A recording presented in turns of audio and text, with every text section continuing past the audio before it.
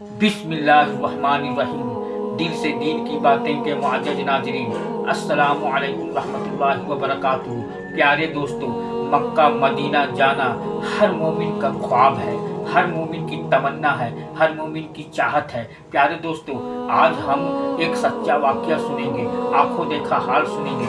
Medina शरीफ में एक औरत के साथ क्या वाक़या हुआ, आइए सुनते हैं मुफ्ती सलमान अजहरी से। मुझे याद है मदीना तैयबा में औरतें जो सलाम करने के लिए हुजूर की जालियों के पास जाती, सुना है बहुत सारी आलिमाएं मुबल्लिगाएं बड़ी बड़ी इल्म वाली औरतें भी खड़ी थी और सलाम पेश कर रही थी हुजूर को अच्छे अच्छे अल्फाज से।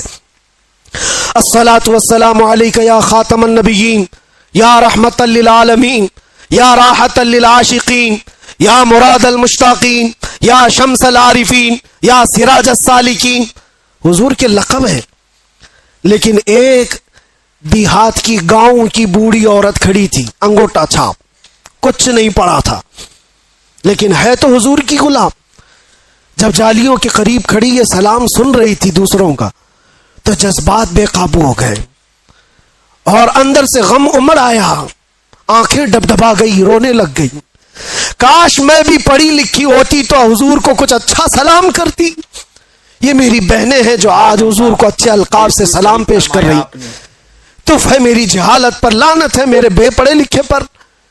और उसके बाद दिल इतना भर आया कि वहां रुकने की हिम्मत नहीं हुई।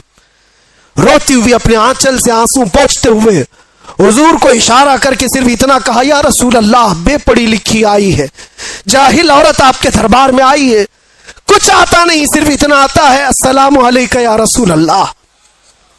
बस इतना कह सकती हूं। रोती रोती वापस चली गई और अपने कमरे में जाकर बहुत रोई। किस बात पर? कि बचपन में पढ़ी लिखी होती तो हुजूर को अच्छा सलाम कर सकती थी।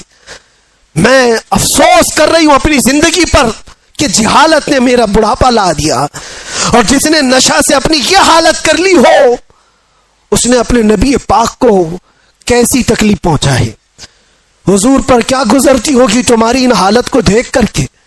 सोचा कभी जो रसूल रात रात भर खड़े होकर तेरे लिए दुआ करते हो, क्या तू अपनी जिंदगी को इन अय्याशियों में गुजारेगा? वो नौजवान रो पड़ा, बहुत रोया। उसके बाद ऐसी तो महफिलें बहुत आती हैं, लेकिन मैंने देखा जिंदगी बदलते हुए भी। मेरे अजीजों, बेशक उस एक नौजवान को मैंने देखा सिर्फ 3 महीने के अंदर 8 साल की पिछली कज़ा नमाजें पूरी कर चुका था। 8 साल की नमाजें, सुबह से लेकर शाम तक मुसल्ले पर। और फिर वो ये कहता था, शायद मेरे रब ने मुझे इसी काम के लिए अंदर रखा है कि मैं अपने नबी को पहचान लूं। आप जरिया बने मुझे मेरे नबी तक पहुंचाने का। आज भी मैं ये एहसास करता हूं, हम सब की डोर बंधी हुई है मदीने के ताजदार से। मैं उसी डोर को पकड़ना चाहता हूं जो हजारों नौजवान मुझे सुनना चाहते हैं। मैं जानता हूं वो इसलिए कि इनकी नसें मुझसे नहीं जुड़ी हैं, आमिना के लाल से जुड़ी हुई है। हम उनकी बात करते हैं तो इनकी रग फड़कने लगती है। सच बताओ कि हमारी गुफ्तगू सुनते हुए, हुजूर की मोहब्बत की बात सुनते हुए दिल हिचकोले नहीं खाता तुम्हारा? तुम्हारी नसें नहीं फड़कती? वो मेरी जुबान का कमाल नहीं जो तुम्हारा ताल्लुक मुस्तफा करीम की जात से है। जब किसी के महबूब को छेड़ा जाए तो फिर उसका पूरा जिस्म का खून गर्म होने लगता है। यही तुम सबकी कैफियत है। जितने लोग मुझे सुनते हैं, मैं जानता हूं उनके दिलों में मेरे नबी की मोहब्बत है, इसलिए जब ये बातें सुनते हैं तो उनका जिस्म गर्म होता है और रगें फड़कने लगती है। और मैं उसी को वापस फिर लाना चाहता हूं। ये अगर चिंगारी शोला बन जाए जो तुम्हारे दिलों के अंदर मौजूद है, तो फिर क्या कमाल की बात है। कुव्वत इश्क से हर पस्त को बाला कर दे, दहर में नामे मोहम्मद से उजाला कर दे। जिस तरफ तुम गुजरोगे, खुशबुएं तुम्हें लोगों को ये बताएंगी कि गुजरने वाला मदीने का गुलाम जा रहा है।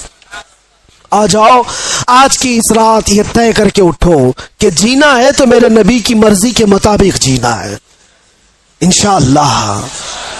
اور جتنی بے حیائیاں اور برائیاں ہم سے یا ہمارے دوستوں سے سرزد ہوئی ان کو دور کرائیں گے اور ماحول میں لے آئیں. جتنی زندگی بچی ہے جانا ہے نا حضور کو منہ دکھانے کے لیے, قبر میں حضور کا دیدار کرنا ہے کہ نہیں کرنا ہے؟